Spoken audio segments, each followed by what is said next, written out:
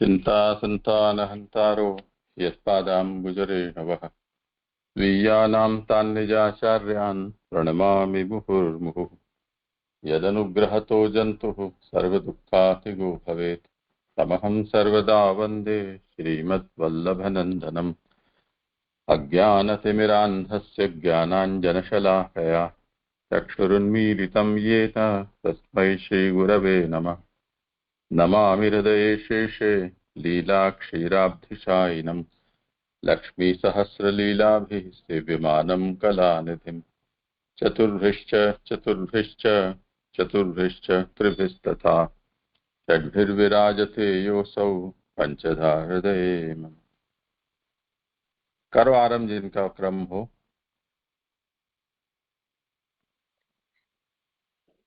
हाँ, दंडवत प्रणाम जय जय। हाँ, आवाज आ रही है स्पष्ट? आ रही है। प्रस्तुति से पूर्व मैं अभी तक के विषय को अति संक्षिप्त रूप से सभी के संज्ञान में लाना चाहूंगा। आनंद रूप श्री ठाकुर जी की आनंदात्मक लीलाओं का निरूपण श्री भागवत जी में है। श्री भागवत जी का सबका सब प्रकटीकरण श्री आचार्य जी महाप्रभु जी ने किया, जिनमें प्रथम चार अर्थ भागवतार्थ प्रकरण में निरूपित है एवं श्लोकार्थ, पदार्थ एवं अक्षरार्थ का निरूपण श्री सुबोधिनी जी के माध्यम से जीवों के हितार्थ श्री महाप्रभु जी ने प्रकट किया। श्री सुबोधिनी जी के अध्ययन के इस सत्र में श्री भागवत जी के प्रथम स्कंद का अवगाहन हम कर रहे हैं। प्रथम स्कंद में अधिकार लीला का वर्णन है, जिसमें श्री भागवत जी के शब्द ज्ञान, अर्थ ज्ञान एवं अभिप्राय ज्ञान के समझने की योग्यता की दृष्टि से अधिकार भेद 3 प्रकरणों में वर्णित है। हीनाधिकार प्रकरण प्रथम से तृतीय अध्याय तक है, दूसरा मध्यमाधिकार प्रकरण 4 से 6 अध्याय तक है और उत्तमाधिकार प्रकरण 7 से 19वें अध्याय तक है। अभी तक हम प्रथम हीनाधिकार प्रकरण के 3 अध्यायों का स्वाध्याय कर चुके हैं, जिसमें प्रथम अध्याय में श्री शौनक जी द्वारा 6 प्रश्न पूछे गए थे। वो 6 प्रश्न एक बार पुनः स्मरण कराऊंगा कि जो मनुष्यों का एकांततः कल्याण करने वाला उस फल को कहें, जीव त्रिदोष युक्त है तो उसके त्रिदोष सन्निपात को मिटाने का उपाय कौन सा है, भगवद अवतार का प्रयोजन क्या है, भगवद अवतारों के चरित्रों का वर्णन करें, कृष्णावतार की कथा और कृष्णावतार की लीला चरित्रों को कहें, और भगवान जब वैकुंठ पधार गए तो धर्म किसकी शरण में गया। तो मूलतः संपूर्ण भागवत जी में इन्हीं प्रश्नों का उत्तर निरूपित है। तथापि प्रथम स्कंद के दूसरे और तीसरे अध्याय में श्री सूत जी ने संक्षिप्त रूप से इनका समाधान किया। प्रथम अध्याय में प्रश्नकर्ता के रूप में होने से हीनाधिकार श्रोता की जिज्ञासुता का एवं वक्ता के भागवत तत्वज्ञ होने का प्रकटीकरण हुआ है। द्वितीय अध्याय में श्री शौनक जी के प्रश्नों का समाधान करते हुए सूत जी ने साधन फल की, ज्ञान, कर्म तथा भक्ति का निरूपण किया तथा भगवान की पंचभूत लीला, सृष्टि, प्रवेश, नानात्व, भोग और रक्षण का लीला का निरूपण किया। तो इस प्रकार शौनक जी द्वारा विभिन्न विषयों को जानने की उत्कंठा जो है वो श्रोता के मात्सर्य रहित होने का गुण, अमात्सर्यता तथा वक्ता की जिज्ञासाओं को समाधान करने की योग्यता, उनकी चातुर्यता का निरूपण द्वितीय अध्याय में हुआ। तृतीय अध्याय में भगवान के पुरुषावतार, अंशावतार और आवेशावतारों का निरूपण तथा जड़ जीव ब्रह्मांड के स्वरूप विचार का निरूपण हुआ, जो श्रोता के श्रवण में आदर भाव और वक्ता के गूढ़ रहस्य को जानने वाले गुण को सूचित कर रहा है। इस प्रकार प्रथम प्रकरण में हीनाधिकारी श्रोता के 3 गुण, जिज्ञासुता, अमात्सर्यता तथा श्रवणादरता, तथा हीनाधिकारी वक्ता के 3 गुण, भागवत तत्वज्ञ, चातुर्य तथा गुण, गूढ़ अर्थों को जानने वाला, इसका निरूपण हुआ है। इसी क्रम में द्वितीय प्रकरण में श्रोता और वक्ता के मध्यम अधिकार का निरूपण है, जिसमें श्रोता वक्ता दोनों में ही तीन गुण भगवत कृपा, भगवदीयता और भगवत आवश्यक बताए गए हैं। मध्यम अधिकार प्रकरण में श्रोता के रूप में श्री व्यास जी तथा वक्ता के रूप में श्री नारद मुनि पर कथा अवलंबित है। अब श्री वाक्पति महाप्रभु जी के चरणों में सादर नमन करते हुए मैं आज का विषय प्रस्तुत करता हूं। चतुर्थ अध्याय, द्वितीय श्लोक, पेज नंबर 160। आभासार्थ। यहाँ चार प्रकार से प्रश्न है। भागवत विषयक, कर्ता के विषय में, वक्ता के विषय में और श्रोता के विषय में। इनमें से प्रथम प्रश्न करते हैं। शौनक उवाच, सूत सूत महाभाग वदनो वदताम वर, कथाम भागवतीम पुण्याम यद आह भगवान शुक। श्लोकार्थ। शौनक जी ने कहा, हे वक्ताओं में श्रेष्ठ बड़भागी सूत, जिस कथा को भगवान शुक ने कहा उस धर्म रूप भागवत की कथा को हमारे लिए कहें। श्री सुबोधिनी जी। सूत सूत, इस प्रकार दो बार जो संबोधन है वह सूत के प्रति आदर का सूचक है। हे सूत, आप बड़े भाग्यशाली हैं, क्योंकि आपने भागवत सुन रखा है। इसी बात को बताने के लिए यहाँ महाभाग यह संबोधन दिया है। जैसा प्रथम श्लोक में स्पष्ट हुआ था कि जब शौनकादि ऋषियों ने श्री सूत जी के द्वारा ये छठे प्रश्न के प्रत्युत्तर के रूप में जाना कि कलयुग रूपी अंधकार को शमन करने के लिए श्री भागवत जी सूर्य समान उदित हुए हैं, तो शौनकादि ऋषि, समस्त ऋषियों का प्रतिनिधित्व करते हुए वयोवृद्ध शौनक ऋषि ने श्री सूत जी से भागवत विषयक चार प्रश्न पूछे हैं, जिनमें से भागवत विषयक है, भागवत के कर्ता के विषयक है, भागवत वक्ता विषयक है और भागवत श्रोता विषयक है। इसमें भागवत विषयक जो प्रश्न शौनक जी पूछ रहे हैं सूत जी से, श्लोक में दो बार सूत शब्द का जो प्रयोग हुआ है वो सूत जी को महान भाग्यशाली, बड़े भाग्यवान बताने के लिए संबोधित किया गया है, क्योंकि सूत जी ने श्री सुखदेव जी के मुखारविंद से भागवत जी सुन रखी है, इसलिए वो अति भाग्यशाली, ये यहाँ दर्शाया है। नह, यह चतुर्थी पद है, इसलिए इसका अर्थ है कि हमारे लिए। तात्पर्य यह है कि हम में केवल श्रोता के धर्म ही नहीं है, किंतु हमारे लिए भागवत प्रदान करें, इस अभिप्राय से नह यह संप्रदानार्थक चतुर्थ्यंत का प्रयोग है। अर्थात हम भागवत को पूर्ण रूप से समझ जाएं। आप वक्ताओं में श्रेष्ठ हैं। वदताम वर में समास इसलिए नहीं किया गया है कि न निर्धारणे, यह सूत्र कहता है कि जब किसी के पृथक निर्धारण में षष्ठी हो वहां समास नहीं होता है। नह यह चतुर्थी पद है। बहुत ज्यादा व्याकरण का ज्ञान तो नहीं है, लेकिन चतुर्थी पद एवं चतुर्थी विभक्ति जो संप्रदान अर्थ में होती है, किसी के लिए, किसी विशेष के लिए को प्रदान करने के लिए जो अर्थक होता है, चतुर्थी पद वहां प्रयुक्त हुआ है। तो यहाँ नह से हमारे लिए, यह भागवत जो है, शौनक जी जो सूत जी को निवेदन कर रहे हैं कि यह भागवत हमारे लिए आप कहें। आप हमें केवल श्रोता नहीं समझे। केवल श्रोता यानी कि सामान्य श्रोता में जो एक वक्ता श्रोता में संबंध होता है सामान्य रूप से, कि वक्ता ने कुछ भी कहा और श्रोता ने उससे समझ लिया, इस प्रकार का हमें सामान्य श्रोता न समझते हुए हमें जिज्ञासु, पूर्व प्रकरण में यह आ चुका है कि शौनक जी में जिज्ञासुता है, श्रवणादर है, तो इन गुणों से युक्त श्रोता जो होता है वो वास्तव में ये चाह रहा है कि उसका संपूर्ण तथ्य, संपूर्ण गूढ़ रहस्य उन्हें प्राप्त हो। तो वही वो शौनक जी निवेदन कर रहे हैं कि हम केवल सामान्य श्रोता ही हमारा धर्म नहीं है, बल्कि हमें भागवत प्रदान करे, हमें भागवत के समस्त गुण तथ्यों को प्रदान करें, इस प्रकार का निवेदन कर रहे हैं।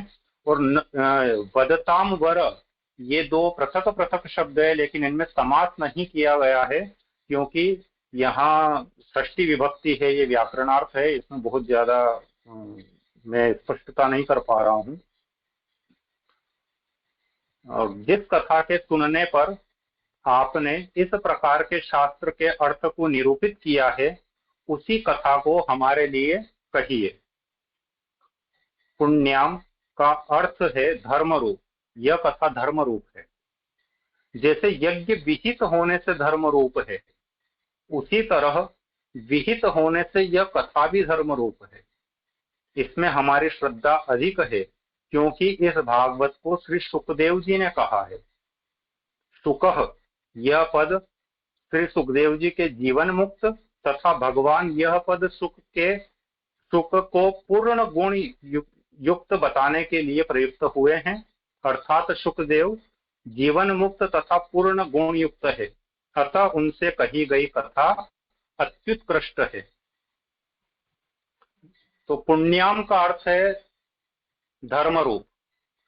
जैसे यज्ञादि जो विधान है, ये सब शास्त्रोक्त विधि विधान के द्वारा संपादित किए जाने वाले होने के कारण धर्म रूप है, उसी प्रकार यह भागवत कथा भी धर्म रूप है, क्योंकि ये विहित होने से, न कि विधि पूर्वक विधान पूर्वक संपादित होने से ये धर्म रूप है।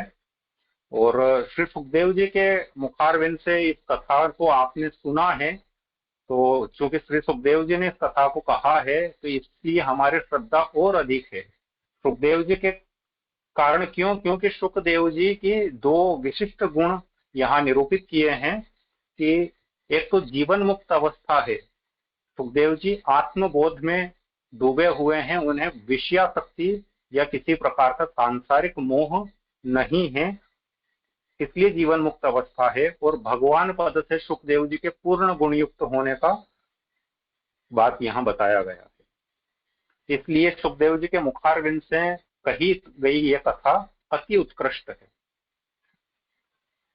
ये द्वितीय श्लोक संपूर्ण हुआ।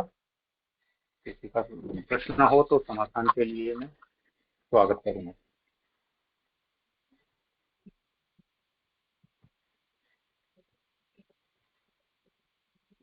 आगे करूं जी? रुको जरा।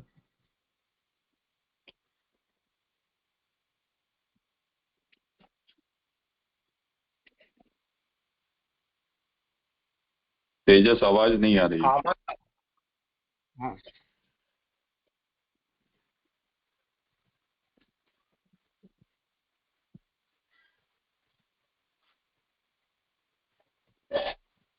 तेजस, आवाज नहीं आ रही है तुम्हारी।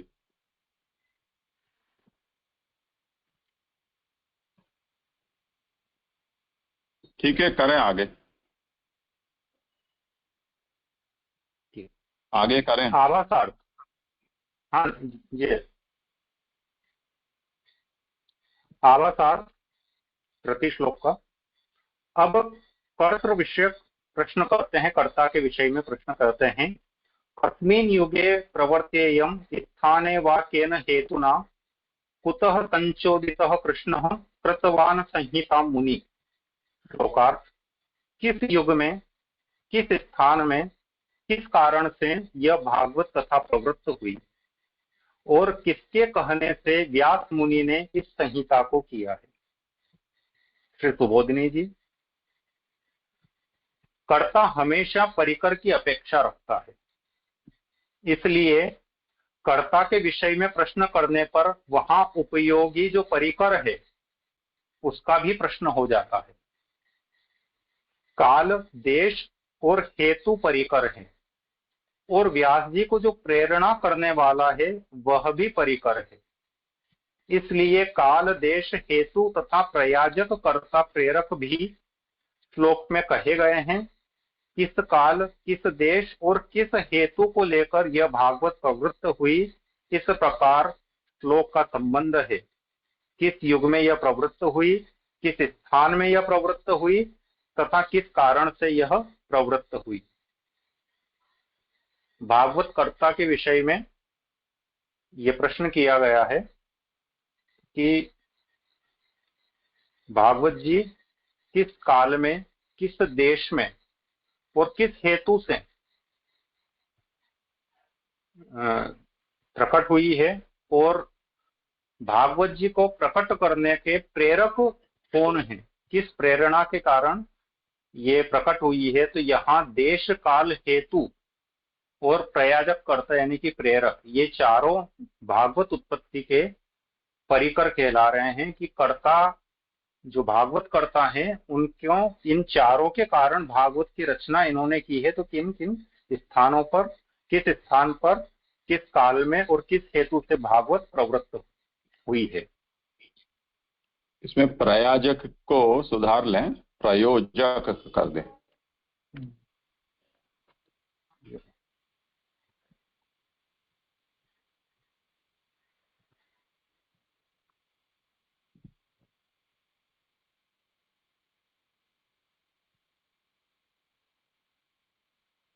ये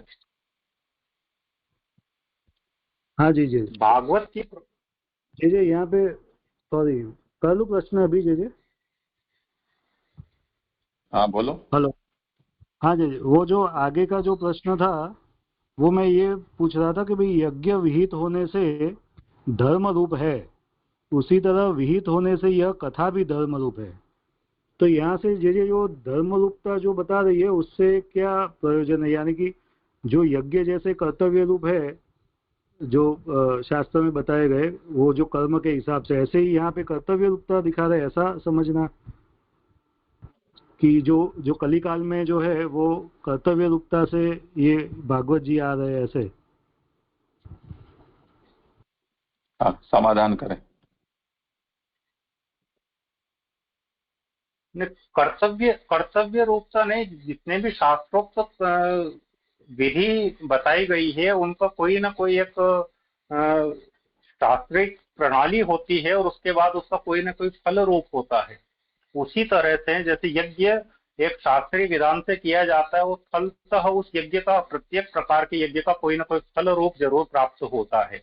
यही प्रकार से जो भागवत जी है कली काल में, ये भागवत जी यज्ञ की तरह हैं।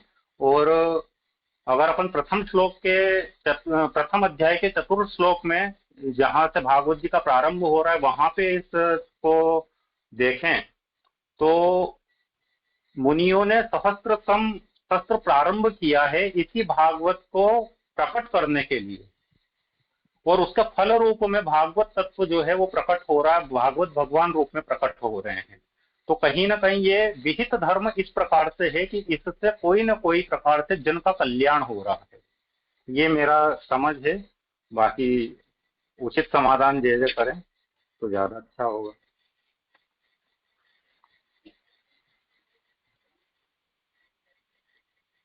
ये मूल के पुण्याम शब्द का ये विवेचन है, कथाम भागवतीम पुण्याम। और पुण्याम के विषय में महाप्रभु आज्ञा करते हैं कि पुण्याम से तात्पर्य है धर्म रूपाम।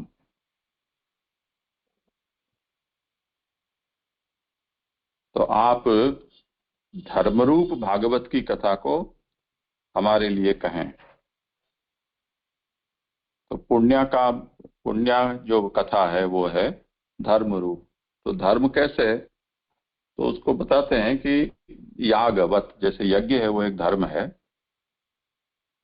और उसे करने का विधान है।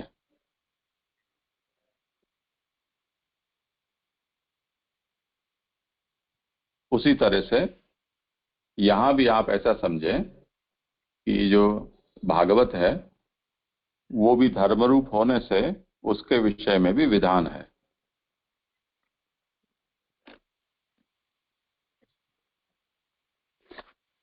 जी जी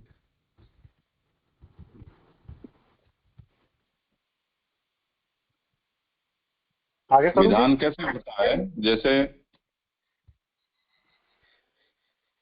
तस्मात् भारत सर्वात्मा भगवान हरिश्वरः श्रोतव्यो कीर्तितव्यश्च स्मर्तव्यश्चेच्छता भयम्।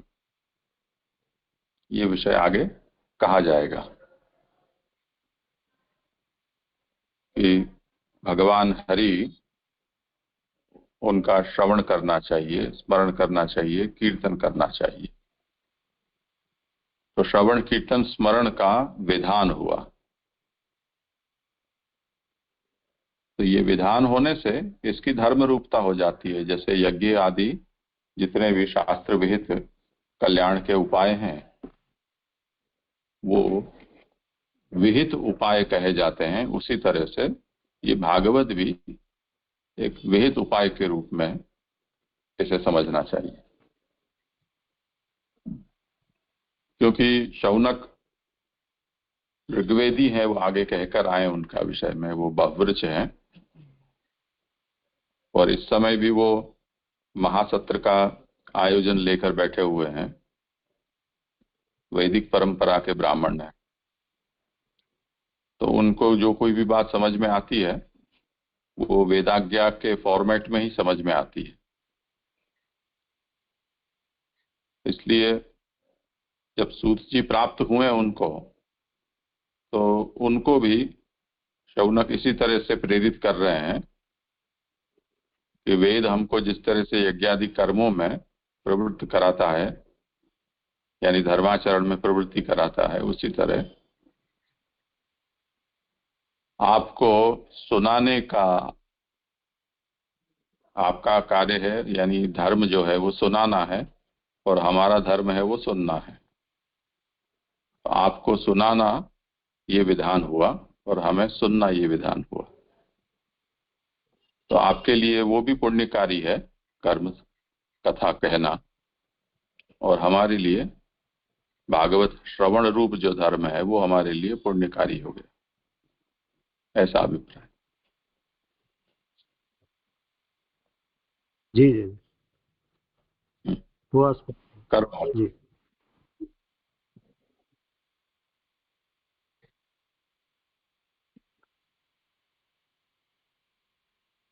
भागवत की प्रवृत्ति में व्यास के चित्त की व्यग्रता कारण है। चित्त की व्यग्रता नहीं रहे इसलिए भागवत का निर्माण हुआ है, यही इसका प्रयोजक हेतु है।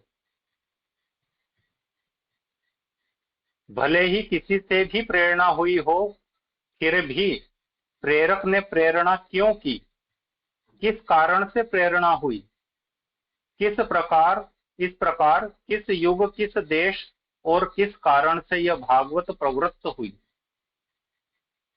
इसकी प्रवृत्ति में ये 3 प्रश्न होते हैं।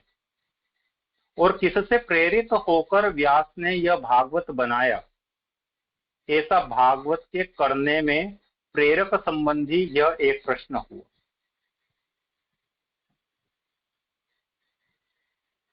भागवत की प्रवृत्ति में व्यास की चित्त की व्यग्रता कारण है। स्पष्ट प्रसंग विस्तृत रूप से आगे आएगा कि जैसे व्यास जी ने चारों वेदों का पंचम वेद रूपी महाभारत इतिहास पुराण रूप से उसका प्रकटीकरण किया और हमेशा परोपकार रूप धर्म करते हुए कार्य किया, तथापि मन शांत नहीं हुआ। मन शांत नहीं हुआ यानी कि आत्मा जो है वो देहाभिमान से पूर्णतः मुक्त नहीं हुई, इसलिए चिंतित रहते कि क्या पूर्णतः ठाकुर जी के यशोगान नहीं किया है। तो ये व्यास की चिंता का, व्यग्रता का कारण था और उसके समाधान के लिए भगवत कृपा से जो है नारद मुनि वहां पधारे और उन्होंने समाधि के लिए उन्हें प्रेरित किया। ये प्रसंग पूरा आगे आएगा। तो उसी संबंध में ये कहा गया है कि भागवत का निर्माण इसी प्रयोजक से हुआ। व्यास की व्यग्रता न रहे इस को मिटाने के लिए भागवत का निर्माण हुआ, ये इसका प्रयोजक हेतु है। तथापि जो प्रश्न यहाँ हुए हैं उसमें से 3 प्रश्न जो हैं कि भागवत किस युग में, किस देश में और किस कारण से प्रवृत्त हुई, ये तीनों प्रश्न प्रवृत्ति विषय है। और किसकी प्रेरणा से, किससे प्रेरित होकर व्यास जी ने ये भागवत जी की है, ये जो है प्रेरक संबंधी एक प्रश्न हुआ। इस प्रकार 4 प्रश्न यहाँ हुए हैं। यहाँ व्यास के लिए मुनि पद है, संहिता मुनि श्लोक में, तो मुनि पद है, मनन करने वाला ही मुनि होता है। ग्रंथ निर्माण करने पर मनन रुक जाएगा, तो फिर उन्होंने यह संहिता किस प्रकार बनाई, यह भी एक प्रश्न है। क्योंकि मनन जो है ये मानसिक विषय है, जबकि कोई ग्रंथ का निर्माण करना, लेखन करना, ये इसमें कहीं ना कहीं कायिक जो है सम लगता है। तो जब अपन कुछ लिख रहे हैं उस वक्त मनन रुक जाता है, क्योंकि मनन या तो पूर्व की बात है या लिखने के बाद उसका मंथन की प्रक्रिया है, दोनों साथ साथ सामान्य रूप से नहीं चलता है। इस प्रकार की मेरी समझ है। तो फिर मनन, जब मुनि है मनन करते हैं हर विषयों का, तो ग्रंथ निर्माण से वो मनन की प्रक्रिया रुक जानी चाहिए। तो किस प्रकार से इन्होंने संहिता का निर्माण किया, यह भी एक प्रश्न यहाँ उत्पन्न होता है। तो इस प्रकार तीसरा श्लोक संपूर्ण हुआ।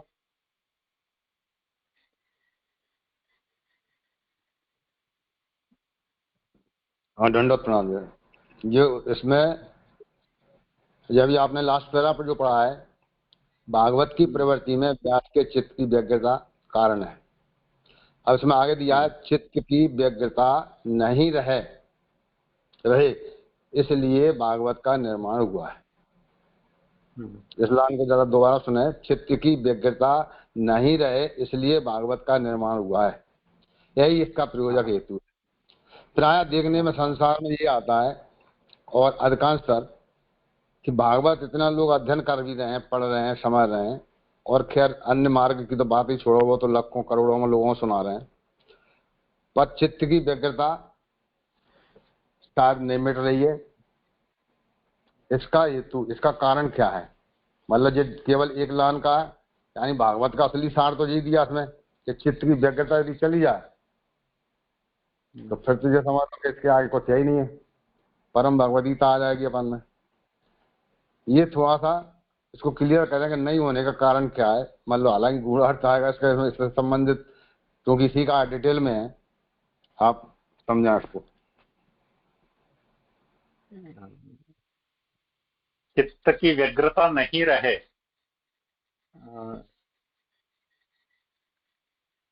यदि आप समसामयिक दृष्टिकोण से ये प्रश्न पूछ रहे हैं, तो जो मूलतः महाप्रभु जी ने हमें शुरुआत में मार्गदर्शित किया है कि जैसा मैंने आज प्रारंभ में भी ये कहा था कि भागवत जो है आनंद रूप ठाकुर जी की आनंदात्मक लीलाओं का निरूपण है।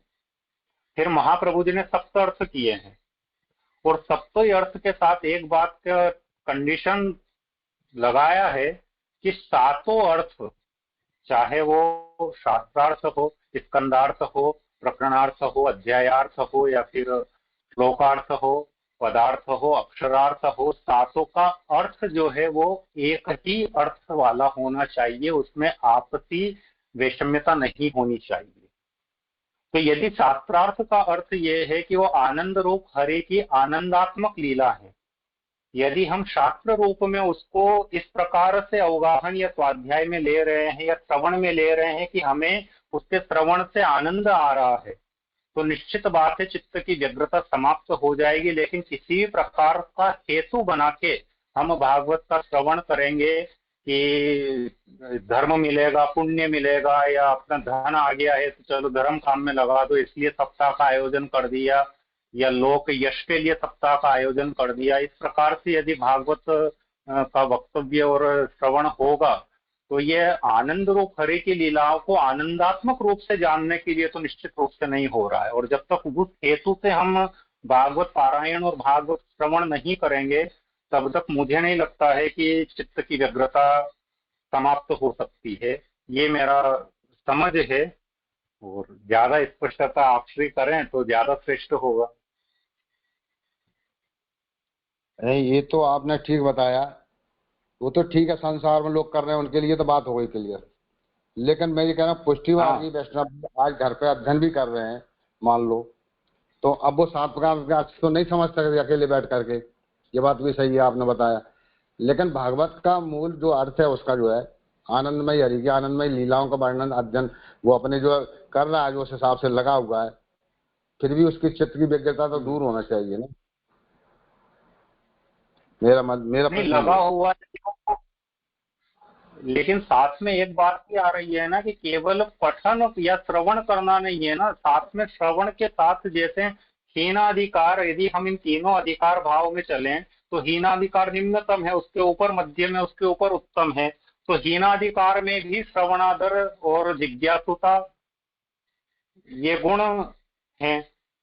तो हम जब केवल श्रवण कर रहे हैं या स्वाध्याय कर रहे हैं, लेकिन उसमें साथ में उन कथाओं का, उन लीलाओं के ऊपर हमारा दृढ़ आश्रय नहीं रहा, ठाकुर जी के स्वरूप का भान हमें हो ही नहीं पा रहा है, तो तब तक हम किस प्रकार से ये चित्त की व्यग्रता दूर करेंगे। चित्त व्यग्र तो इसलिए है क्योंकि कहीं ना कहीं चित्त आत्मबोध में और विषयासक्त दोनों के बीच में फंसा हुआ है। और ये तो निश्चित है कि प्रथम अध्याय में पूरा इसका ही निरूपण है कि ठाकुर जी की ये माया शक्ति है, अविद्या रूप शक्ति चारों ओर से हमारे ऊपर व्याप्त है। तो जितना अहर्निश ठाकुर जी का नाम पुनः पुनः पुनः पुनः स्मरण होता रहेगा, निश्चित है ठाकुर जी की कृपा हमारे ऊपर वैसी ही बनेगी। तो समय तो निश्चित ही लगेगा। अपन इस तथ्य को नहीं जुटला सकते कि चित्त की व्यग्रता नष्ट नहीं होगी।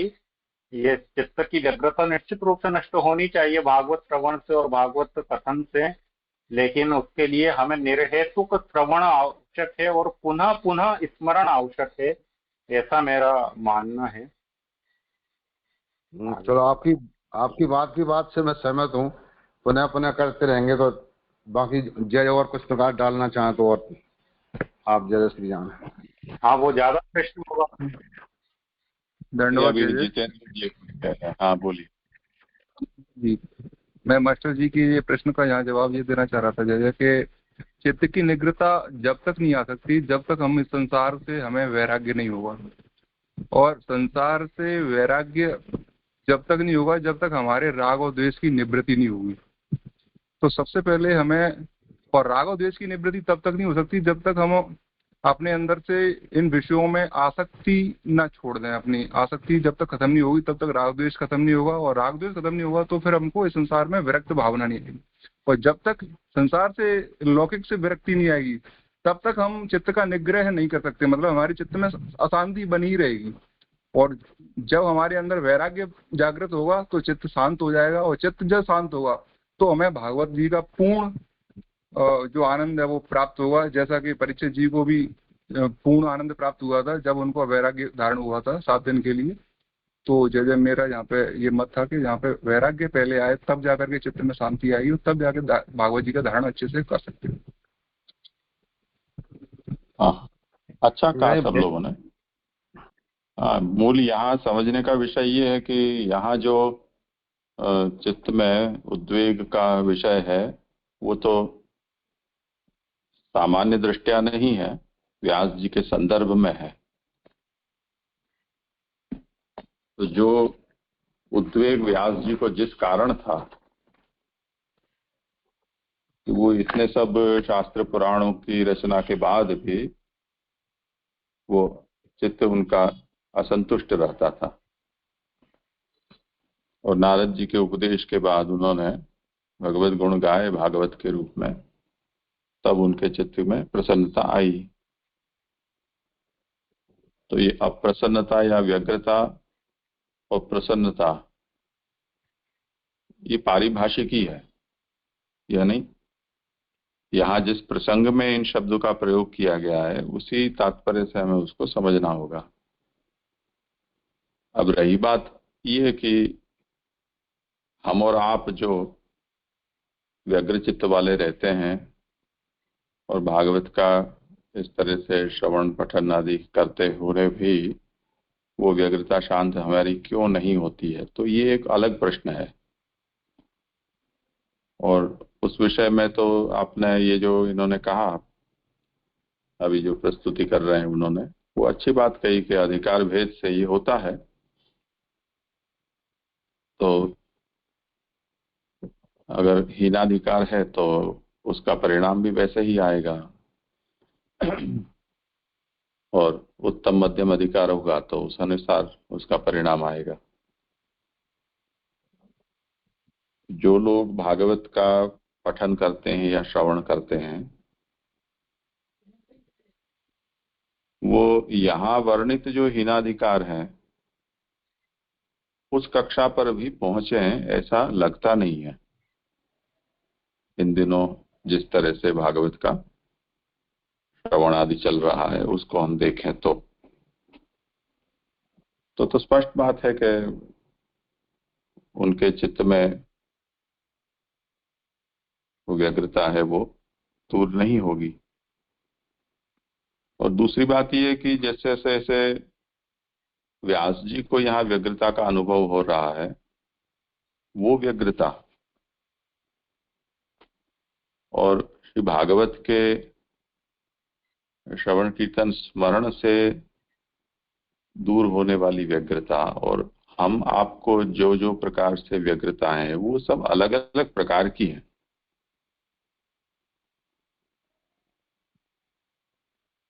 जैसे गोकर्ण के और धुंधुकारी की व्यग्रता है वो कुछ अलग प्रकार की है। परीक्षित और सुखदेव की कुछ अलग प्रकार की है। और गोकर्ण और धुंधुकारी की परंपरा में आज जिन लोगों ने अपने मृतक परिवारजनों को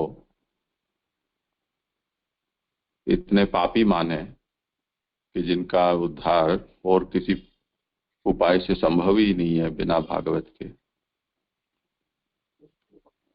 तो वो पापजन्य उद्वेग अपने मृतक परिवारजनों के पापों से होने वाले उद्वेग उसका स्वरूप कुछ और है। और जो इस परंपरा में आ पड़े हैं और न चाहते हुए भी परंपरा का निर्वाह करने के लिए किसी के मरने के बाद भागवत करानी पड़ रही है, सामर्थ्य नहीं है, फिर भी उनको होने वाला उद्वेग वो तो भागवत से निवृत्त होने के बजाय भागवत कराने पर और बढ़ जाएगा, क्योंकि कर्जा वर्जा हो जाएगा, खर्चा हो जाएगा। और उसमें भी अगर कोई ऐसा अनाड़ी कथाकार आ गया या कोई लोभी आ गया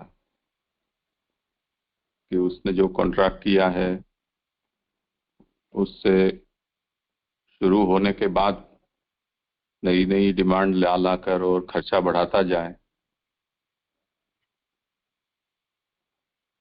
तो वो उद्वेग और शांत होने के बजाय बढ़ जाएगा। यही है वो जो कथाकार है उसके मन में ये किसी के ने कान में डाल दिया कि आपका यजमान है वो बहुत लोभी है और अगर आपने पहले से एडवांस नहीं लिया है तो बाद में आपके तो गए,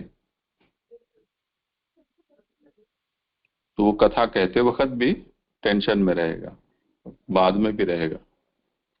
तो सबके उद्वेग अलग अलग प्रकार के हैं। तो हम उस उद्वेग की चिंता यहाँ ना करें, क्योंकि वो तो किसी भी तरह से भागवत यानी भगवान की कथा, लीला कथा, उससे इनका कोई संबंध नहीं है। उसके विषय में तो यहाँ जैसे शौनक कह रहे हैं कि ये धर्ममय है, तो धर्म के दायरे में भी ये बातें आती नहीं है, धर्म से बाहर हैं सब, क्योंकि केवल एक परंपरा का या रिवाज का निर्वाह करने के लिए किया जा रहा है, तो उसकी धर्म रूपता भी नहीं होगी। तो ये विषय थोड़ा चालू प्रसंग से हटके है ऐसा लग रहा है।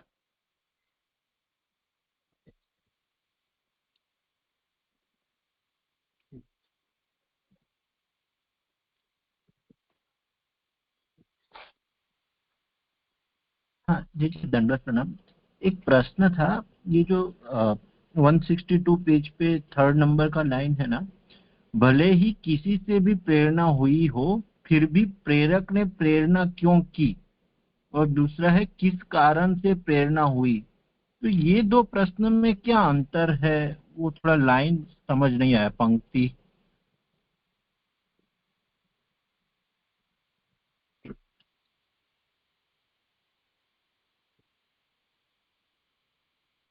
तो एक ही बात को समझाने के लिए किया है। तो दोनों एक ही है मतलब। हाँ जी। हाँ, हाँ। केन संचोदितो, यानी केन वा प्रेरितो भवतु कुतो वा हेतोः प्रेरितः, किसी से भी प्रेरित हुए हों, पर उस प्रेरित होने के पीछे हेतु क्या है, वो एक ही बात को अलग शब्दों में समझाया है।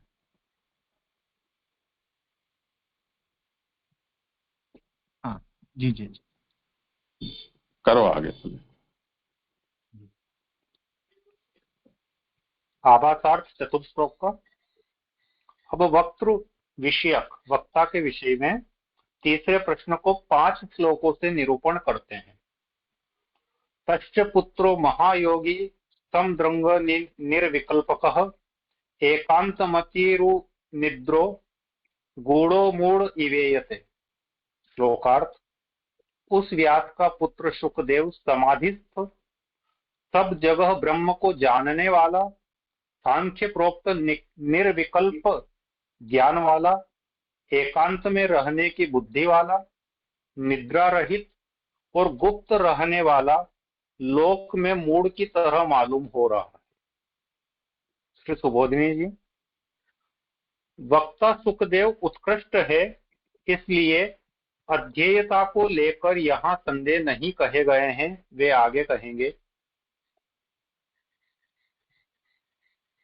महायोगी पद वे सुखदेव समाधि स्थित रहते हैं, इस बात को बताता है। और महायोगी का भाव यह भी है कि पहले योग दुखदायी भी होता है और बढ़ जाने पर वह सुख देने वाला भी होता है, अर्थात वे सुख की स्थिति में थे। जो समाधिस्थ है, ऐसे सुख का इस प्रकार कथा कहना युक्त नहीं है। इस चतुर्थ श्लोक में सुखदेव जी के गुणों का निरूपण कर रहे हैं कि सुखदेव जी महायोगी अवस्था यानी कि समाधि अवस्था में है। और समाधि अवस्था भी किस प्रकार की कि योग जो है प्रथम तो दुखदायी होता है, बाद में सुखदायी होता है। अगर योग की अपन बढ़ते क्रम में देखें तो अष्टांग योग जो एक प्रकार से प्रेरित है, यम नियम आसन प्राणायाम प्रत्याहार धारणा ध्यान और समाधि, इस क्रम में जब वृद्धि होती है चित्त की, तो शुरुआती जो दौर है यम नियम आसन प्राणायाम वाले, इनका परिपालन करने में दृढ़ अनुशासन रखना पड़ता है। दृढ़ अनुशासन के कारण सामान्यतः वो शुरुआती अवस्था में पीड़ादायी होता है, लेकिन जब एक बार सिद्धता आ जाती है, सिद्ध हो जाता है, तो समाधि अवस्था जब प्राप्त कर लेता है, ध्यान और समाधि अवस्था, उसमें एकाग्र चित्त होकर आनंद की अनुभूति करने लगता है। तो यहाँ महायोगी शब्द से यह तात्पर्य है कि सुखदेव जी उसकी उस सिद्धावस्था में, समाधि अवस्था में पहुंच गए हैं, जहां उन्हें केवल आनंद की अनुभूति हो रही है, सुख की स्थिति में वो है। और जो सुख की स्थिति में है, ऐसे सुखदेव जी का कथा कहना युक्त नहीं है। जो आनंद की अवस्था में आत्मानंद को जो अनुभव कर रहे हैं, उनको कथा कहना युक्त नहीं है। साथ में वे सुखदेव ब्रह्मवेता है, सभी जगह समान रूप से ब्रह्म को जानने वाले हैं। कथा कहना ऊंची नीची बुद्धि में होता है। कहने वाला अपने को ऊंचा और सुनने वाले को नीचा समझता है। शुक ब्रह्म ज्ञानी है। इनमें जब ऊंच नीच का भाव ही नहीं है, तब इनके द्वारा प्रवचन क्यों कर हो सकता है। ये एक सामान्य धारणा जिस प्रकार की रीति चल रही है कि वो बताई गई है कि कथा जो वक्ता होता है वो स्वयं को थोड़ा सा अधिक उच्च अवस्था में, और श्रोता जो है वो स्वयं को नीच अवस्था में समझता है कि मैं ज्ञान रहित हूँ, और वक्ता जो है वो ज्ञानी है, और उस प्रक्रम में कथा कही और सुनी जा सकती है प्रवचन के रूप में। तो सुखदेव जी ब्रह्म ज्ञानी है, वो सभी में ब्रह्म भाव से सभी को एक समान देखते हैं, तो वहां पे भी चूंकि ऊंच नीच का भाव नहीं है, तो किसी प्रकार का प्रवचन रूपी कथा वो नहीं कह सकते हैं। फिर सुखदेव जी में सांख्य में ज्ञान कहा गया ज्ञान भी था, क्योंकि उनमें प्रकृति संबंधी विकल्प नहीं था। वो विरक्त थे, क्योंकि उनकी एकांत में रहने की बुद्धि है। एकांत में रहने की बुद्धि विरक्त की ही होती है। प्रतिगुण जो निर्विकल्पकः कहा गया है श्लोक में, वो है कि सुखदेव जी को सांख्य का ज्ञान भी था, और सांख्य में जिस प्रकार से प्रकृति और पुरुष को बताया गया है, वहां उस दृष्टिकोण से प्रकृति को भोग्य और पुरुष को भोक्ता रूप में सांख्य योग वर्णित कर रहा है, और चिदंश निश्चित रूप से पुरुष में ही है, और प्रकृति में केवल जड़त्व है, जिसके कारण से अनेक प्रकार के गुण दोष उत्पन्न हो रहे हैं। तो इस सत्य को, इस गूढ़ रहस्य को सुखदेव जी जानते हैं, इसलिए प्राकृत जितने भी गुण हैं उनसे रहित हैं, प्रकृति संबंधी विकल्प उनमें नहीं है। और चूंकि प्राकृत गुणों से, विषयों से वो विरक्त हैं, इस रहित हैं, इसलिए वो विरक्त हैं। और विरक्त होने के कारण उनकी किसी में आसक्ति नहीं है, तो एकांत में रहने की उनकी बुद्धि है। एकांत में रहने की बुद्धि विरक्त की ही हो सकती है। ये निर्विकल्पकः इस प्रकार का उनके गुण का निरूपण है। वे निद्रा भी नहीं लेते थे। यदि निद्रा ले तो स्वप्न में देखे गए जो अशुभ हैं उनको निवृत्ति की भी अपेक्षा रखनी होती है, किंतु इनके उनिद्र होने से उन्हें स्वप्न नहीं आते थे, इसलिए अनिष्ट की निवृत्ति के लिए कोई उपाय नहीं करते थे, और वे संग से बहुत डरते थे। इसलिए वे सुखदेव अप्रकट रहने वाले हैं। लोकों में इसलिए वे प्रसिद्ध भी नहीं हैं, किंतु मूढ़ की तरह मालूम हो रहे हैं। एकांत में रहने के साथ साथ अनिद्रा, उनिद्र की स्थिति थी, उन्हें नींद की अवस्था में वो नहीं जाते थे। जब नींद नहीं आ रही है तो इस स्थिति में स्वप्न भी नहीं आएंगे। कई बार स्वप्न दुस्वप्न के रूप में आ जाते हैं, जिसमें हमारा कुछ अनिष्ट हो रहा होता है और वो हमें चिंतित कर देता है। तो उस प्रकार का प्रसंग सुखदेव जी के साथ नहीं है। जब वो नींद अवस्था में नहीं पहुंचे हैं तो स्वप्न आ ही नहीं रहे हैं, तो किसी प्रकार का अनिष्ट या इस प्रकार का कोई भी दुस्वप्न उन्हें नहीं आता है। तो उसकी चिंता व्यग्रता उन्हें नहीं होने के कारण वो उसका कोई अनिष्ट की निवृत्ति का उपाय नहीं करते हैं, इसलिए उन्हें उनिद्र कहा गया है। और संग से बहुत डरते हैं। एकांतक पूर्व में आ चुका है कि एकांतक है, तो इसलिए संग से बहुत डरते हैं, एकांत रूप से रहते हैं, तो मूढ़ की तरह यानी कि मूर्ख की तरह उनका वो प्रतीत हो रहे हैं। ये चतुर्थ श्लोक में सुखदेव जी के 7 गुणों का यहाँ इस प्रकार से निरूपण हुआ है। महायोगी, समद्रक, निर्विकल्पक, एकांत, मतित्व, उन्निद्रत्व, गुणत्व और मूढ़ की भांति प्रतीत होना, ये 7 गुणों का यहाँ सुखदेव जी के निरूपण इस श्लोक में किया गया। आप एक उन्निद्र वाला जो है ना, अभी उसमें प्रश्न है कि जैसे यहाँ कहा कि निद्रा लेते तो स्वप्न में जो अशुभ है शायद, तो उसकी निवृत्ति की अपेक्षा, तो वो इसलिए थोड़ा समझ में नहीं आ रहा या डाइजेस्टेबल नहीं लग रहा, क्योंकि निद्रा में अगर स्वप्न अगर कोई अशुभ आता भी है तो उसकी निवृत्ति तो वैसे भी हुई जाती है ना। जैसे सपने में कोई पेड़ पीछे पड़ा हो तो जब जगते मतलब जग जाते हैं तो मतलब वो चिंता निवृत्त हो ही जाती है, क्योंकि वो रियल नहीं है, वास्तविक नहीं है।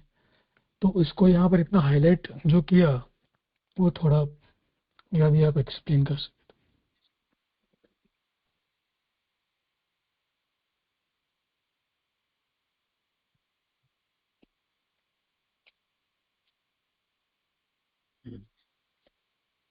समाधान करें। हाँ, देखो, निद्रा वाली अवस्था में किसी प्रकार का स्वप्न आया और यदि निद्रा टूट जाती है तो हम इस सत्य से, निश्चित बात है, ये सत्य हमारे सामने आ जाता है कि वो सत्य नहीं था जो हमने सपने में देखा, उस प्रकार का अनिष्ट हुआ नहीं है। लेकिन साथ में एक चित्त में व्यग्रता, चाहे वो क्षणिक ही आए, कितने ही अल्प समय के लिए आए, लेकिन वो विचार साथ में ये जरूर आता है अनिष्ट प्रकार का स्वप्न देखने पर कि यदि ऐसा रियल में हो जाता तो मैं क्या करता। ये कुछ क्षण के लिए ही आए लेकिन आता जरूर है, और यही उस चित्त की व्यग्रता है। और उसको जो ही ये प्रश्न आया कि यदि ये वास्तव में हो जाता तो मैं क्या करता, तो निश्चित बात है चित्त की वृत्ति उसको समाधान के लिए उस तरफ मुड़ती जरूर है। तो वही यहाँ उसी लिए इसको फोकस किया है कि चाहे हम स्वप्न में कुछ भी प्रकार का अनिष्ट देखें, वो वास्तविक रूप से अनिष्ट होता नहीं है, लेकिन हमारा मन उसके लिए सशंकित होता जरूर है। ये अलग बात है कि कितने समय के लिए हो, तो व्यग्रता तो जरूर आती है। जी, आपकी बात यद्यपि सही है, किंतु ये जो है यहाँ पर हमारी बात मतलब सामान्यतया ये बात सोच सकते हैं, किंतु सुखदेव जी तो ब्रह्मज्ञानी है, मतलब उनका लेवल तो बहुत ऊंचा है ना, जैसे मतलब मालूम पड़ता है, तो फिर उनके लिए तो बहुत तुच्छ हो जाएगा ना नहीं, इसका। सुखदेव जी ब्रह्मज्ञानी हैं और समाधिस्थ हैं, इसीलिए वह उनिद्रा की अवस्था में हैं। यदि वो सामान्य पुरुष होते और समाधिस्थ नहीं होते तो हम आपकी तरह रोज निद्रा वाली अवस्था में भी होते।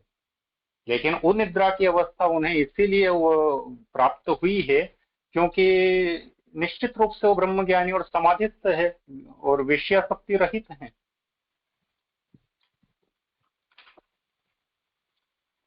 जी, तो उन्निद्र इसलिए थे क्योंकि वो समाधिस्थ थे, वो तो समझ में आता है। फिर ये अशुभ की निवृत्ति की अपेक्षा जो है ना, वो बहुत ही मामूली जैसा मतलब फल लग रहा है उनके लिए, हमारे लिए शायद ठीक है।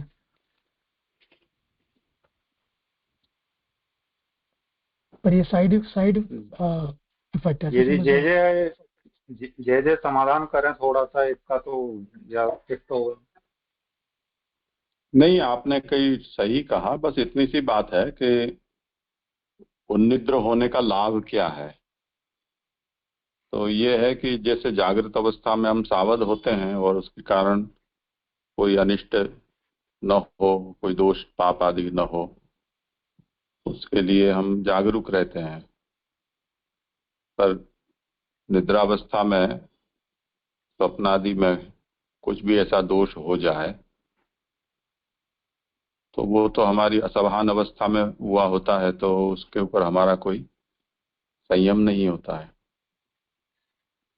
शास्त्र में ये कहा गया है कि ऐसे ऐसे प्रकार के यदि स्वप्न आते हैं तो उसकी शांति, उसका प्रायश्चित आदि हमें करना चाहिए।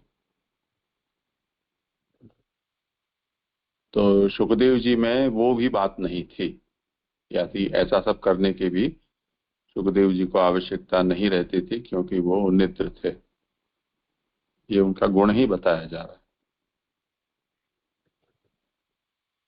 क्लियर हुआ। और जैसे बट ये समाधिस्थ रहते थे इसलिए ये अनिद्रा रह सकते हैं ना, क्योंकि फिजिकली पॉसिबल है नहीं शायद, मतलब जनरली। जी हाँ,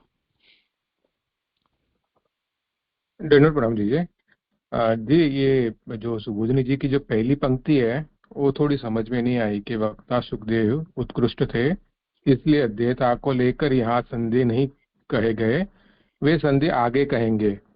एक तो क्यों नहीं कहे गए उसका भी बताया, फिर कह रहे कि वो आगे कहेंगे। तो ये पहली पंक्ति थोड़ी समझ में नहीं आई जी।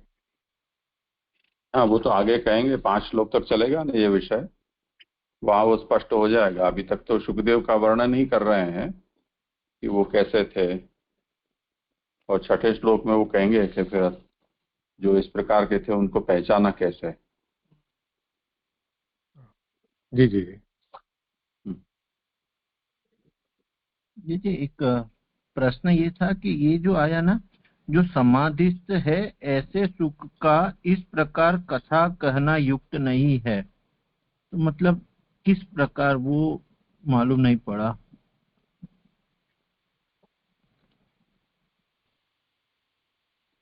करो समाधान। ये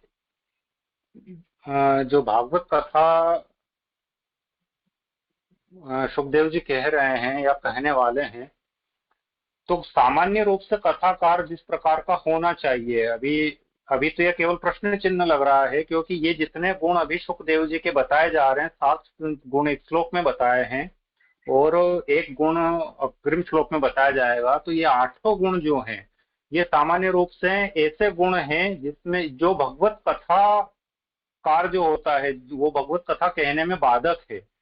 यदि इन गुणों का अपन ध्यान पूर्वक मनन करें तो ये सारे गुण ऐसे हैं जो विषय और श्रोता यानी कि अन्य व्यक्ति, इन सभी से दूर लेके स्वयं को आत्म केंद्रित करने वाले हैं। जो आत्म केंद्रित होता है, कथा जो है वो कहीं ना कहीं दूसरे को कहा जाने वाला विषय है, उसमें किसी अन्य के साथ जो है आपका संबंध हो रहा है, जबकि ये सारे गुण वो हैं जो अपने आप को आत्म केंद्रित कर रहे हैं, उसका अन्य संबंध में वो बाधक हो रहे हैं। इसलिए ये गुण जो है समाधिस्थ भी ये अपने आप में कथा कहने में बाधक वाला गुण है, लेकिन फिर भी सुखदेव जी आगे जाके कथा कह रहे हैं। तो ये क्यों कह रहे हैं, इसका निरूपण अग्रिम विषय में जो है उसका खुलासा होगा। अच्छा, मतलब आप ऐसा कह रहे हैं कि समाधिस्थ मतलब वो आत्म केंद्रीय गुण होने के बावजूद उन्होंने भगवान के चरित्र रूपी कथा कही, तो ये दोनों कही। हाँ, ये दोनों मतलब एक दूसरे के अपोजिट हैं दोनों पक्ष, कि समाधिस्थ व्यक्ति जो है वो कथा कहना सामान्य रूप से नहीं चाहिए, लेकिन फिर भी वो कह रहे हैं, तो किन परिस्थितियों में कह रहे हैं वो आगे पूरा उद्धृत होगा। हाँ ठीक। एक प्रश्न मेरा ये मुझे यहाँ पे ऐसा लग रहा है कि ये जो बात आई है ना, वो तो ये पीछे जो आ रही है उसके बारे में आई ना, कि भाई सभी इस जगह समान रूप से, क्योंकि सुखदेव जी ब्रह्मवेत्ता है तो उनके लिए तो सब समान रूप है। तो जब कथा कहते हो तो वहां पे तो उच्च नीच में बुद्धि रहती है, तो जो सुनने वाला है उसको नीचा समझना पड़ता है, तो वो सुखदेव जी में नहीं है, तब वो क्यों प्रवचन कर रहे हैं। तो इसके रेफरेंस में शायद ये बात आई है, ऐसा लग रहा है मुझे। नहीं नहीं, ये ब्रह्मवेता होना ये एक गुण है और समाधिस्थ होना ये एक गुण है। ब्रह्मवेता के कारण मूल श्लोक में समद्रक शब्द प्रयुक्त हुआ है, वो ब्रह्मवेता दृष्टि होने के कारण ब्रह्म भाव से सभी को देख रहे हैं, समदृष्टि वाली बात हुई है। और महायोगी ये जो मूल श्लोक में शब्द है ये प्रयुक्त हुआ है समाधिस्थ अवस्था के कारण। लेकिन कुल मिला के चाहे समाधिस्थ अवस्था हो, चाहे समदृक्ता हो, निर्विकल्पता हो, एकांतमति हो, उनिद्रता हो, या फिर मूड जैसे दिखने वाले हो, ये सभी जो गुण हैं ये सुखदेव जी में वो गुण हैं जो कि भगवत कथा कहने में बाधक हैं। तथापि राजा परीक्षित उनसे भगवत कथा करवा रहे हैं, तो वो जो प्रश्न पहला आया है कि अध्येयता को लेकर संदेह नहीं कहे गए हैं, वो आगे कहेंगे, तो वो संदेह यही उत्पन्न हो रहे हैं कि जब इनमें इस प्रकार के गुण थे तो फिर कथा क्यों करवाई गई है। ये सारे तो गुण जो है वो भगवत कथा में बाधक है।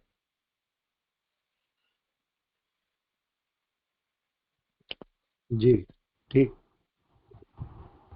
अच्छा, मुझे और एक पूछना था कि आप जो बता रहे हैं कि भगवत कथा कहने के लिए, लेकिन पहले तो उनको तो भगवत कथा अपने व्यास जी से सुनकर उनको पढ़ना भी तो है ना। ये तो बात की बात आई कि जो ब्रह्म ये होना कि समान दृष्टि रखना, ये तो बात की बात है, लेकिन पहले तो उनको व्यास जी से पढ़ना भी सीखना भी तो है ना।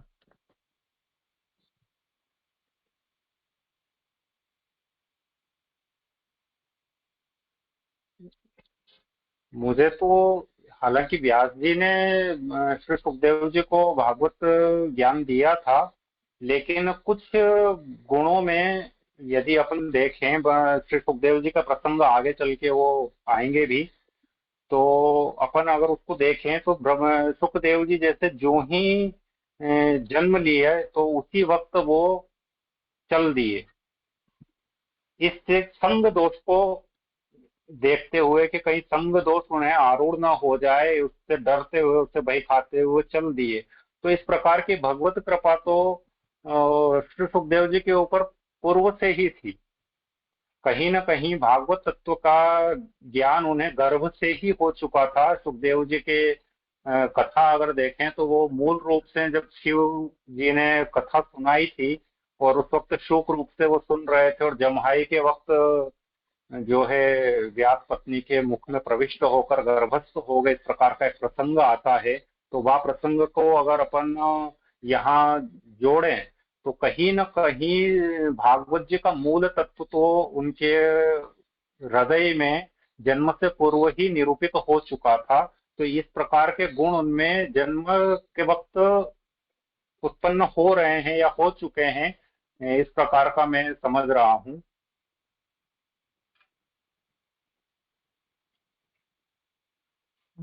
ये आगे जाके आएगा एक्चुअली कि व्यास जी उनको पढ़ाते हाँ, हैं, आगे प्रसंग का और खुलासा आगे जाके होगा। आ रहा है, हाँ, आ रहा है कि व्यास जी हाँ, उनको पढ़ाते हैं। हाँ।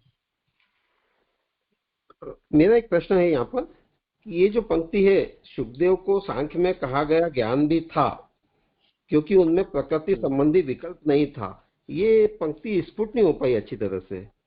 आपने जड़ बताया, वैसे प्रकृति तो भगवतात्मक ही है, तो ये नहीं, प्रकृति प्रकृति देखिए, हाँ, मैं यही थोड़ा सा स्पष्ट करना चाहूंगा। मुझे बहुत ज्यादा सांख्य का ज्ञान नहीं है। अपन ने जितना अभी प्रथम प्रकरण में तीनों अध्यायों में जब जड़ और चैतन्यता का और निरूपण हुआ प्रकृति पुरुष का, वहां हमने जब उस दृष्टिकोण से देखा, वो महाप्रभु जी का दृष्टिकोण था अद्वैतवाद का, जहाँ पे जड़ और चैतन्य या ये कह सकते हो प्रकृति और पुरुष और उसके साथ काल कर्म स्वभाव सभी को भगवत रूप माना गया है। इसलिए अद्वैत उनमें द्वैतता नहीं है। लेकिन सांख्य योग का अगर मूलतः देखो, जो कपिल मुनि महाराज ने प्रकट किया था, तो वहां कपिल मुनि महाराज ये बता रहे हैं कि जो सृष्टि है इसमें प्रकृति और पुरुष के द्वारा ये निर्मित है।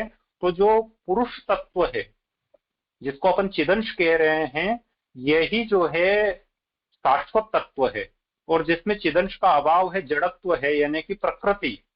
इसके कारण ये जितने भी महत तत्व अहंकार रूप रस ज्ञान वगैरह उत्पन्न हो रहे हैं, ये सब उससे निरूपित है। लेकिन ये नश्वर वो मान रहे हैं, यहाँ द्वैतवादिता आ रही है। तो चूंकि सांख्य योग के हिसाब से प्रकृति जो है ये नश्वर है या इसमें भगवत स्वरूप नहीं है, तो इसलिए ये प्राकृत गुण से रहित, मतलब उस तत्व को जो है सुखदेव जी समझ रहे हैं कि यदि सांख्य योग को भी अपन पालन करें तो वहां मूलतः ईश्वर जो है वो आत्म तत्व जो है उसमें ही विराजमान है, विषयासक्त नहीं हो सकते हैं। प्राकृतिक जो गुण है उनमें ईश्वर नहीं विराजमान होने से वो उनसे रहित रहे, विषय संगति से वो दूर रहे। मैं इतना इसको समझ पाया हूँ। हाँ, बहुत अच्छे से स्पष्ट किया आपने, समझ में आ गया। एक शंका है, प्रस्तुत करूं आज्ञा हो तो? बिल्कुल बिल्कुल, स्वागत है जी। यहाँ निद्रा में स्वप्न की बात आई है, क्योंकि सुखदेव जी को निद्रा ही नहीं थी तो स्वप्न नहीं आता है, परंतु अन्य के लिए में ऐसी आज्ञा यहाँ हुई कि स्वप्न में जो अशुभ हो तो उसमें अनिष्ट होने की आशंका से निवृत्ति का उपाय भी किया जाता है। क्योंकि सुखदेव जी के लिए ये बात नहीं है, अन्य के लिए ये बात है, तो एक पुष्टि जीव होने के नाते, प्रभु का सेवक होने के नाते उसका क्या कर्तव्य बनता है? इस प्रकार के अनिष्ट की आशंका से निवृत्त होने के लिए उसे क्या उपाय करने या नहीं करने, पूर्ण भरोसा प्रभु पर ही करे रहना चाहिए, तो वहाँ क्या कर्तव्य है, ये थोड़ी शंका मन में उत्पन्न हुई। वैसे आपका प्रश्न जो है वो प्रसंग से हटके हैं और हाँ, जय अप्रासंगिक जरूर है, परंतु हाँ, थोड़ी और शंका तो जय उत्पन्न यहाँ हो गई। विराजमान है तो इस बारे में मैं बहुत ज्यादा टिप्पणी नहीं कर सकता, किंतु इतना जरूर मैं अपनी तरफ से कह सकता हूँ जितना मुझे समझ में आया। महाप्रभु जी ने हमारे लिए इन सभी चीजों का समाधान बहुत आसानी से कर दिया है। चिंता कापी न कार्यापि निवेदात्म भी कदापि भी भगवान अपनी पुष्टि तो न करिष्यति लौकिकीं सेवति। और साथ में एक आज्ञा और की है, अशक्य व सुशक्य व सर्वथा शरणम हरि। तो किसी भी एक तथ्य को यदि हम महाप्रभु जी के किसी भी एक वचन पे स्वयं को दृढ़ता पूर्वक आश्रित करेंगे तो वो फलित होगा। यदि अशक्यता, किसी की चिंता कब हो सकती है, या तो वो अशक्य हो या सुशक्य हो, लौकिक चिंता हो या अलौकिक स्थिति हो, दोनों ही में महाप्रभु जी ने तो स्पष्ट आज्ञा की है, सर्वथा शरणम हरि। तो यदि हम अपनी शरणागति को दृढ़ करने का कोई भी उपाय कर पाएंगे तो निश्चित बात है कि हमें इस प्रकार की अनिष्ट की आशंका से निवृत्ति स्वतः ही हो जाएगी। बाकी उचित समाधान तो आप श्री करें, क्योंकि ये ज्यादा श्रेष्ठ होगा कि वो इसमें सभी पुष्टि जीवों का दिशा निर्देश करेंगे।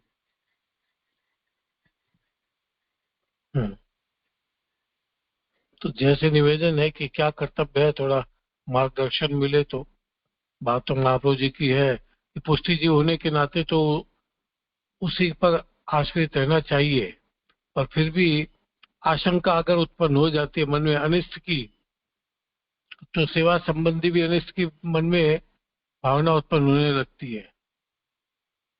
कुछ भी सोच सकता है मन, अनिष्ट में कुछ भी हो सकता है, तो ऐसी स्थिति में फिर क्या करना चाहिए? जय क्या करें, विनती है जैसे। नहीं, पंकज जी ने जो समाधान दिया संप्रदाय की दृष्टि से तो यही समाधान उचित है। इसमें अन्य कोई उपाय करने पर अन्याश्रय स्पष्ट रूप से है ही। इसलिए अपने यहाँ यदि कोई नैमित्तिक प्रसंग आ पड़ता है तब फिर वो नैमित्तिक कर्मों का अनुष्ठान शास्त्र वेद होने से किया जाता है, परंतु बहुत सी बातें ऐसी हैं कि जिसमें हमें ये निश्चय नहीं होता है कि ये उसी निमित्त से हुआ है या चित्त दोष के कारण हुआ है। तो ऐसी स्थिति में अनावश्यक हमें कोई आध्यात्मिक या आदिदैविक अन्य उपायों को करने के बजाय आदिभौतिक उपाय करना वो ज्यादा अच्छी बात है। यानी किसी मनोचिकित्सक से परामर्श करना या मन शांत हो उस प्रकार की कोई औषधि का सेवन करना, ये हमारे लिए ज्यादा अच्छा उपाय कहा जाएगा।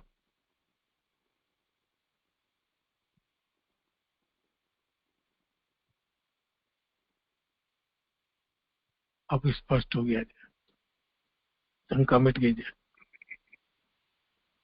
आश्रित रहना ही एकमात्र कर्तव्य है जीव का।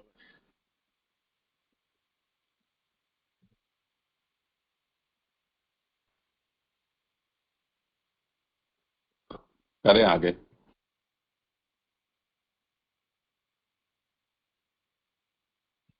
आगे करो जी। हाँ करें आगे। और किसी को कुछ है नहीं ना प्रश्न? ठीक है करें। पंचम श्लोक का आवासार्थ। जो सर्वदा असंप्रज्ञात समाधि में रहता है उसे बाहरी ज्ञान नहीं होता। इस बात को कहने के लिए उपाख्यान कहते हैं, दृष्टवानुयांतम ऋषिम आत्मजम अप्यनग्नम देव्यो ह्रिया परिदधूर्णम धूर्ण सुतश्च चित्रम तद वीक्ष पक्षति मूनो जगदुस्तवास्ति स्त्री पुंभिदा न तो सुतश्च विविक्त दृष्टे है। श्लोकार्थ। शुक के पीछे चलते हुए अनग्न व्यास को देखकर जल में क्रीड़ा करने वाली अप्सराओं ने लज्जा से अपने वस्त्र पहन लिए, जबकि नग्न शुक को देखकर उन्होंने अपने वस्त्र नहीं पहने थे। इस आश्चर्य को देखकर व्यास जी के पूछने पर अप्सराओं ने कहा कि यह स्त्री है, यह पुरुष है, इस प्रकार की तुम्हारी भेद बुद्धि है और शुक को बाहरी ज्ञान नहीं है। सुबोधिनी जी, यहाँ की कथा इस प्रकार है। कहीं सरोवर में अप्सराएं नग्न नहा रही थी। इन स्त्रियों ने व्यास के पुत्र शुक को नंगा जाते हुए देखा, फिर भी कोई लज्जा नहीं थी। वे नग्न ही नहाती रही, किंतु इन्हीं नग्न सुखदेव जी के पीछे पीछे इनके पिता व्यास चले आ रहे थे। यद्यपि व्यास कपड़े पहने हुए थे, तो भी इनको देखकर अप्सराओं ने कपड़े पहन लिए। तब व्यास को संदेह हुआ कि मुझ वृद्ध और अनग्न को देखकर इन अप्सराओं ने वस्त्र पहन लिए और जवान पुत्र शुक को नग्न देखकर भी इन्होंने वस्त्र नहीं पहने। इस संदेह से व्यास ने स्त्रियों से पूछा। तब अप्सराओं ने उत्तर दिया कि स्त्री और पुरुष का भेद आपको है, आपके पुत्र को नहीं। यद्यपि शब्द अन्य ज्ञान और निसंदिग्ध भगवत स्वरूप ज्ञान वेद व्यास को था, तथापि वेद व्यास को बाहरी ज्ञान था, क्योंकि वे ज्ञान उपदेश देने के अधिकारी थे। समाधि में नित्य आरूढ़ रहने से शुकदेव जी को बाहरी ज्ञान नहीं था।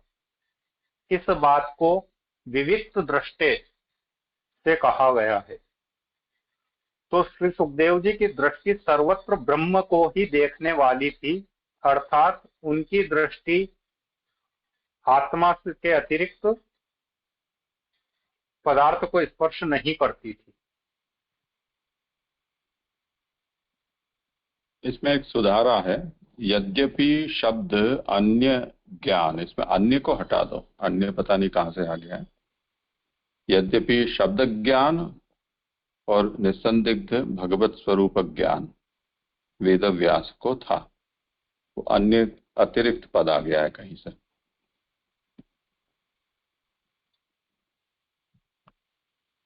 हाँ जी, ये प्रश्न भी था मेरा, क्योंकि मैं समझ नहीं पाया था ये अन्य का क्या तात्पर्य यहाँ निकल रहा है। तो पंचम श्लोक में सुखदेव जी के विविक्त दृष्टि इस गुण का निरूपण किया गया है कि उनकी सर्वत्र ब्रह्म को देखने की दृष्टि थी। भेद बुद्धि या किसी प्रकार का बाहरी सांसारिक ज्ञान उनमें नहीं था। वो सुखदेव जी जो है वो असंप्रज्ञात समाधि, यानी कि ऐसी समाधि जिसमें किसी वस्तु का ध्यान नहीं किया गया हो, निर्विकल्प समाधि या आत्मलीन समाधि अवस्था जिसको कहते हैं, वो वाली समाधि अवस्था में रहते थे। तो चूंकि उनमें भेद बुद्धि नहीं थी, वो नहीं जानते थे कि ये स्त्री है, ये पुरुष है, ये है, ये इस प्रकार का लिंग भेद या जीव किसी प्रकार का वस्तु भेद उनमें नहीं था। वो सभी को ब्रह्म दृष्टि से देखते थे। इसलिए जब नग्न जो वहां अप्सराएं स्नान कर रही थी, उनको देखने से उन्होंने वस्त्र नहीं पहने सुखदेव जी को देखने से, क्योंकि उनमें भेद दृष्टि नहीं होने के कारण उन्हें किसी प्रकार का लज्जा का अनुभव नहीं हुआ। किंतु जब व्यास जी वहां से गुजरे तो व्यास जी को सामान्य रूप से शास्त्रों का ज्ञान था और भगवत स्वरूप का भी ज्ञान था, क्योंकि कितने वेद और समस्त प्रकार के शास्त्रों को वेद व्यास जी ने रचा है, तो उनका उनको ज्ञान था। तथापि ये ज्ञान होने के उपरांत भी वो जो विषयासक्ति या बाहरी सांसारिक वस्तुता थी, उससे स्वयं को पृथक नहीं कर पाए थे। वो उपदेश देने के अधिकारी थे, दूसरों को वो जितना ज्ञान था वो ज्ञान बांटते थे, लेकिन साथ ही साथ उससे पूर्ण रूप से उसका जो कहते हैं कि आत्मबोध उन्हें नहीं हो पाया था। इसलिए वो भेद दृष्टि से संसार को देखते थे और इसी कारण से अप्सराओं ने उनको देखकर ये वस्त्र पहन लिए। तो इस प्रकार श्री सुखदेव जी के अष्टम गुण विविक्त दृष्टित्व का यहाँ पे निरूपण किया है। तो अस्तु महायोगिक समद्रक निर्विकल्पक एकांतमतित्व उन्निद्रत्व गुणत्व मूड की भांति प्रतीत होना और आठवां विविक्त दृष्टित्व, इस प्रकार कहे गए 8 गुण भगवत कथा कहने में बाधक है। तो इनके होते हुए भी शुक ने कथा क्यों करवाई? यहाँ शुक ने लिखा हुआ है, मैं ये समझता हूँ यहाँ शुक से कथा क्यों करवाई, इस प्रकार का संशोधन होना चाहिए शायद। आप श्री बताएं कि ये सही सोच है।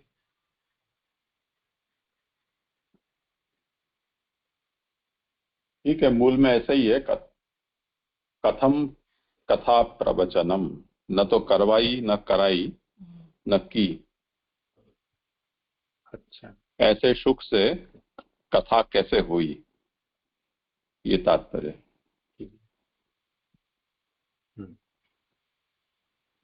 ठीक है जी। ये प्रकार ये 100 पंचम श्लोक समूह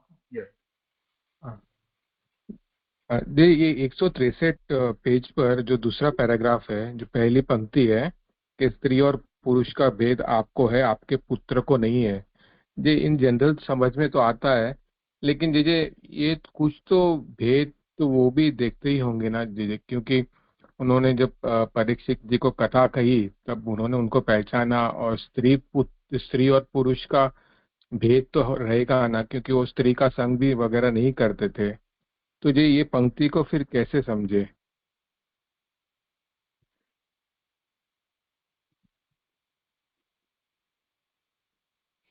हाँ, करें समाधान।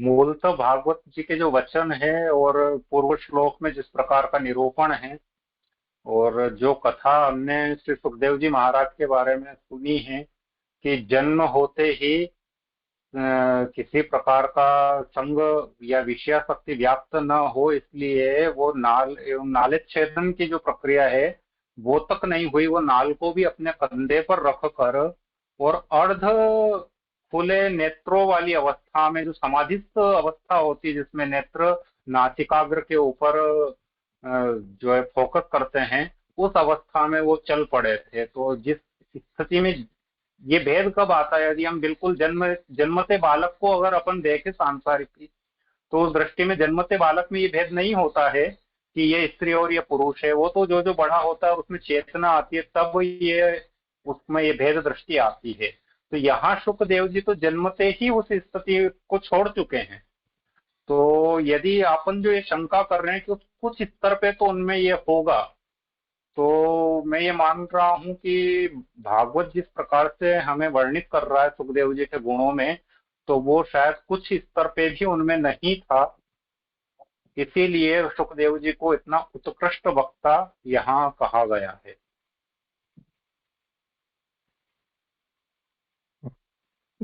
जी वही कैसे समझे? क्योंकि तो मुझे ऐसा लगा कि यहाँ पे जो लास्ट लाइन आई ना कि सुखदेव जी की जो दृष्टि है वो सर्वत्र ब्रह्म को ही देखने वाली थी, अर्थात उनकी दृष्टि आत्मा से अतिरिक्त पदार्थ का स्पर्श नहीं करती थी। तो शायद वो सेंस में हमको वो लेना चाहिए कि भी वो जो है वो आत्मा, जो सभी में जो आत्मा जो विराज रहे, तो वो उन्हीं का उनको ध्यान था। तो और जो कोई भेद था या तो जो था उस पे न तो उनको कोई परवाह थी या तो न तो ध्यान था, उस तरीके से शायद होना चाहिए।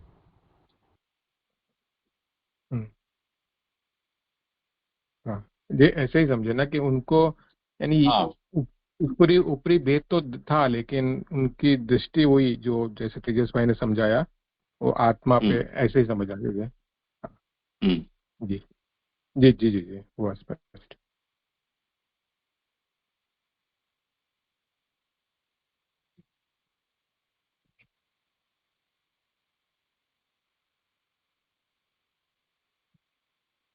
और किसी को कुछ कहना पूछना है?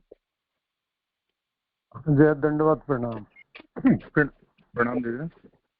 जैसे इसको ऐसे भी तो देख सकते हैं कि वो सुखदेव जी प्रत्येक जीव के अंदर चिदंश को और जो जड़ंश को दोनों को ही मतलब भेद रूप से स्पष्ट देख सकते थे, इसलिए वो मतलब चिदंश पे ही मतलब ज्यादातर उनका वो रहता था कि चिदंश भगवान का जो प्रत्येक जीव के अंदर है उसका ही ब्रह्म को समझते थे, और जो अन्य जो चीजें हैं उनको वो जड़ समझ करके और वहां पे उनको नेग्लेक्ट करते थे। ऐसा कुछ समझ सकते हैं? नहीं, यहाँ का ही है ना, यही विषय है। आचार्य चरणों ने स्वयं ने इसका समाधान दिया है कि उनको बाह्य संवेदन नहीं था, इसलिए विविक्त दृष्टे है, ये उनके लिए कहा गया है। वो सर्वत्र ब्रह्म देख रहे थे, इसलिए आत्मातिरिक्त पदार्थ का उनकी दृष्टि स्पर्श नहीं करती थी। तो स्त्री और पुरुष का भेद है, ये तो आत्मा से अतिरिक्त पदार्थ का दर्शन हुआ ना। ऐसा दर्शन या ऐसी दृष्टि सुखदेव जी की नहीं थी। जी जी।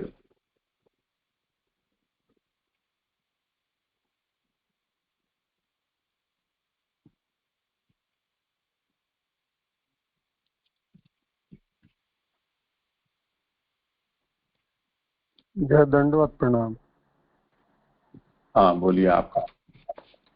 जय व्यास जी को वेद और शास्त्रों की रचना करी, उनको ये ज्ञान नहीं था कि सुखदेव जी की ऐसी दृष्टि है ब्रह्म ज्ञान का, और अप्सराओं को ये ज्ञान कैसे हुआ? जाए ये शंका होती है, क्या उनका कोई स्वरूप वर्णन या ऐसा नहीं है कि वो व्यास जी से ज्यादा इस बात को जानती थी? ऐसी शंका उत्पन्न होती है। करें समाधान।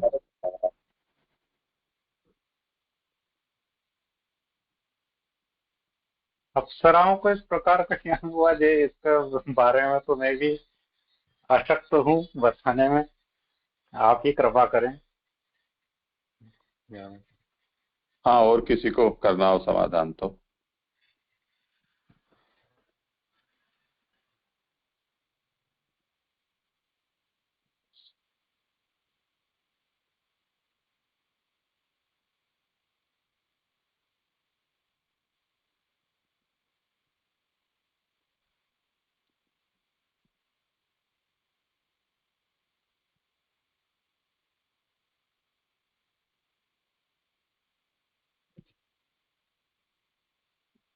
जैसे इसको ऐसे भी तो ले सकते हैं कि अप्सराओं ने जब देखा कि सुखदेव जी मतलब किसी भी तरह से रूप को देख ही नहीं रहे, मतलब जैसे विषय में एक रूप भी विषय होता है, तो वो विषयों से मतलब वैराग्य ही था उनको, इस वजह से उनने किसी भी रूप की तरफ दृष्टि ही नहीं डाली। जबकि व्यास जी ने उनको देखा, उनकी तरफ दृष्टि डाली, तो अपन उससे मतलब अप्सराओं को ये ज्ञात हो सकता है कि सुखदेव जी को ब्रह्म ज्ञान है, उनने तो देखा ही नहीं उनको। ऐसा अप्सरा अनुमान लगा सकती है उनकी दृष्टि को देखकर।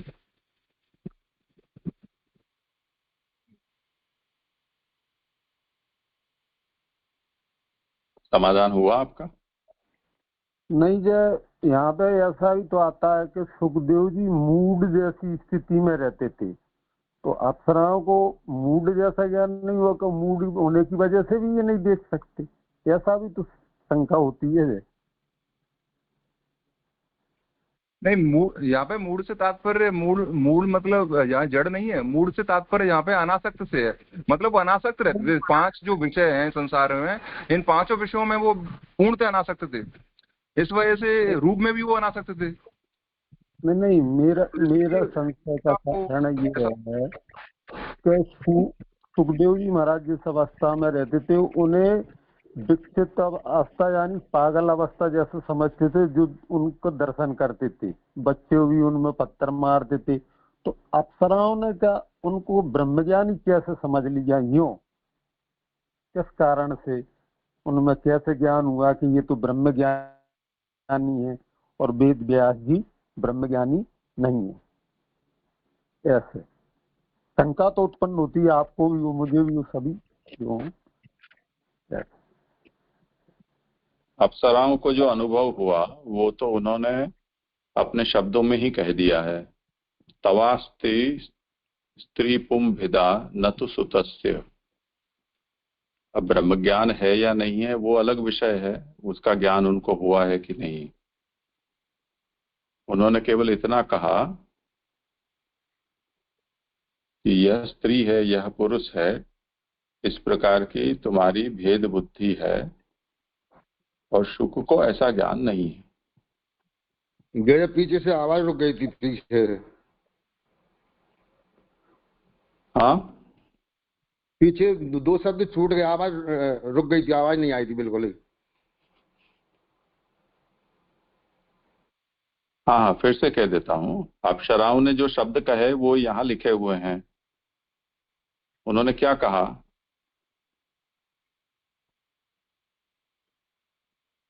स्त्री और पुरुष का भेद आपको है, आपके पुत्र को नहीं है।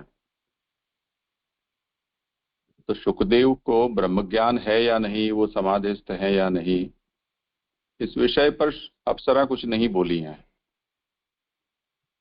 उन्होंने केवल इतना ही कहा है कि जो भेद आप दृष्टि आपकी है, ऐसी अभेद दृष्टि आपके पुत्र की नहीं है।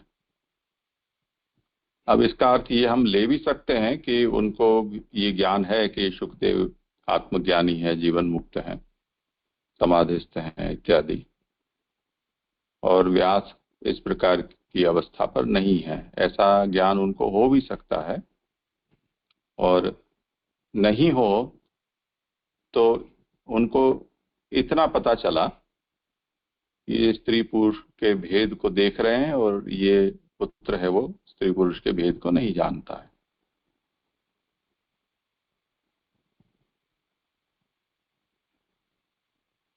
अब अप्सराएं हैं वो देवयोनि की हैं, तो हमसे कुछ अधिक सामर्थ्य उनके अंदर हो ऐसा हम स्वीकार भी सकते हैं।